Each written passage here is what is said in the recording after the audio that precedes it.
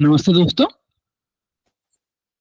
आप सभी को दिवाली और संवत 2081 की शुभकामनाएं। और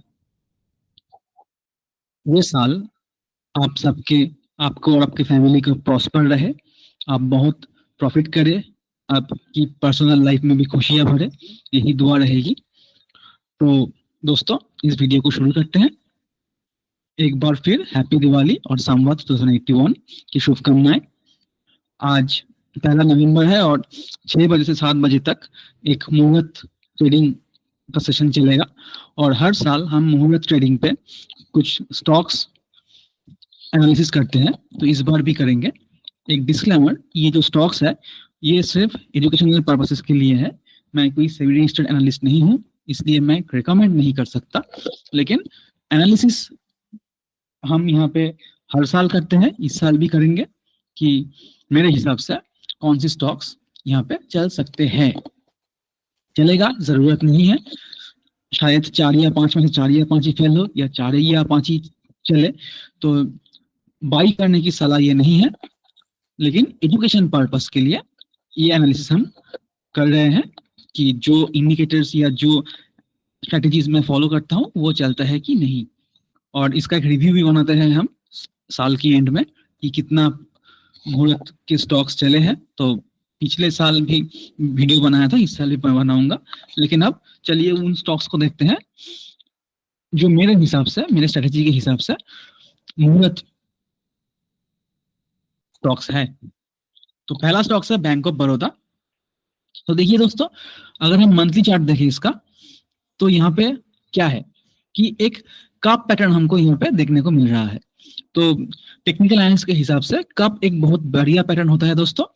जो ये जो ब्रेकआउट होता है, इसका टारगेट होता है कि यहाँ से नीचे तक जितना पॉइंट यहाँ पे है, लाइक 230 या 30 से लेके लाइक 200 पॉइंट, तो यहाँ से 230 से 200 पॉइंट अगर हम ऊपर को प्रोजेक्ट करें तो लगभग 420 से लेके 440 तक इसका टारगेट आता है लॉन्ग टर्म के बेसिस पे। तो अब दोस्तों ये थोड़ा, ये जो कप ब्रेकआउट हुआ था 2026 के शुरू में, और ये ऊपर को जाके फिर नीचे आके यहाँ पे रिटेस्ट कर रहा है। जब मार्केट बहुत निफ्टी और बैंक निफ्टी बहुत नीचे फॉल कर रहा है, तब भी ये ज्यादा फॉल नहीं किया और जो ब्रेकआउट पॉइंट है उसी पे ये सपोर्ट ले रहा है। तो यहाँ से एक अगर बाइंग अपॉर्चुनिटी हमको दिखता है, तो अगर हम इसको यहाँ से बाई करें तो शायद ये जो टारगेट 420 या 440 वहां तक ये जाने की संभावना है। लेकिन इसका स्टॉप लॉस क्या रहेगा कि अगर इस नीचे 229 या 228 इसके नीचे अगर आके किसी भी पॉइंट पे क्लोज दे, तो वहां पे उसका एसएल भी होगा। और फिर री एंट्री अगर कोई बात आए, तो फिर अगर ऊपर को ब्रेकआउट देता है तो री एंट्री बन सकता है। लेकिन 228 ही एसएल नहीं है, लेकिन 228 के नीचे अगर, मतलब ये जो ब्रेकआउट पॉइंट है, इस ब्रेकआउट पॉइंट के नीचे अगर ये आके क्लोज करता है मंथली कैंडल पे या फिर वीकली कैंडल पे, तो वहां पे वो एसएल ट्रिगर माना जाएगा। और टारगेट जो है वो as per technical analysis, as per ये कप पैटर्न, ये 420 से लेकर 440 तक टारगेट बन रहा है एज पर टेक्निकल। तो वीकली में भी अगर हम देखें इसको, तो देखिए दोस्तों, वीकली में भी यहाँ पे नीचे आके ये कंसोलिडेट कर रहा है, एक जोन बना रहा है। तो इस जोन से अगर ये ऊपर को ब्रेक करे, तो यहाँ पे टेक्निकली एक पॉजिटिव मूव आने की संभावना है, जो कि ऑल टाइम हाई जो है 300 लेवल तक, वो तो पहला टारगेट रहेगा। उसके बाद 350, 380, 420 और 440 का टारगेट यहाँ पे देखने को मिल सकता है। और वही 220, 228 के नीचे अगर क्लोज करे, यानी 220 ये जो लेवल है, इसके नीचे एसएल भी ट्रिगर हो सकता है। तो अगला जो स्टॉक है वो है एनएमडीसी।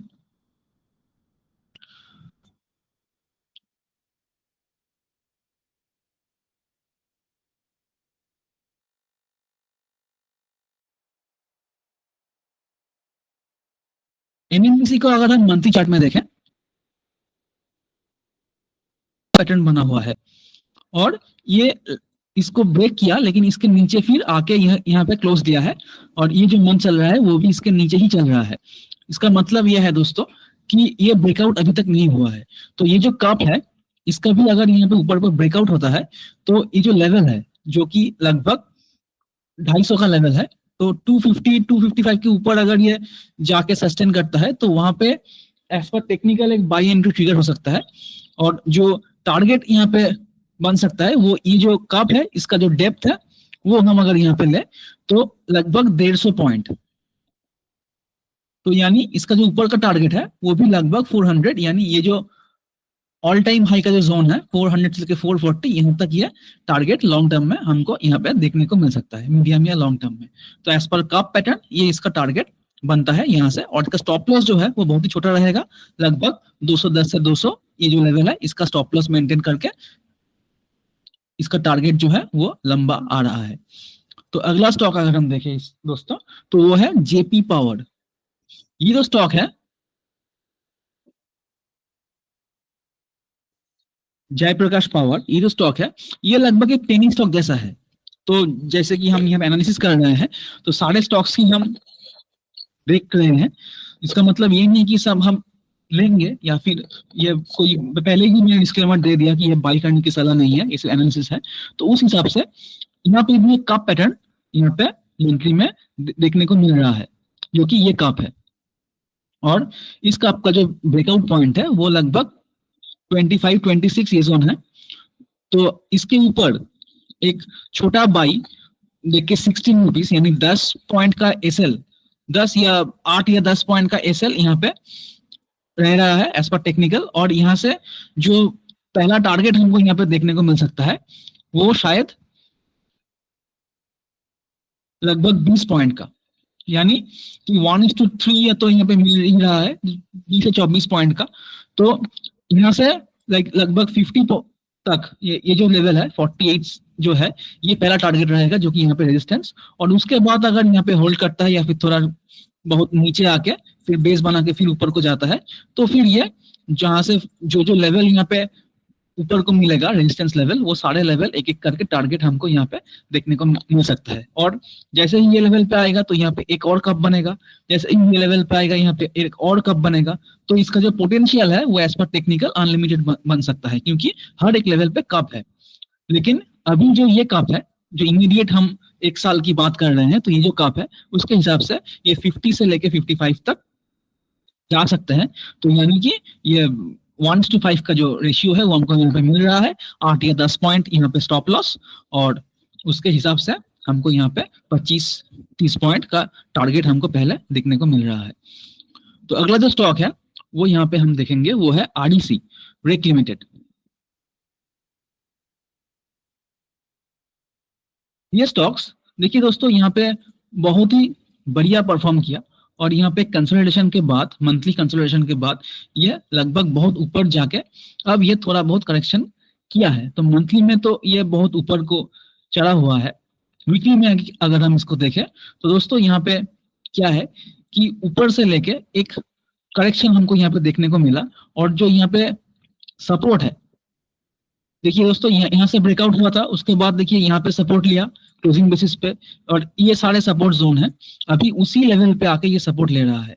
तो ये तो कप पैटर्न नहीं बना, लेकिन अगर यहाँ पे सपोर्ट लेता है तो लगभग 500 और 500 का जो लेवल है वो यहाँ पे तोड़ नहीं रहा है क्लोजिंग बेसिस पे।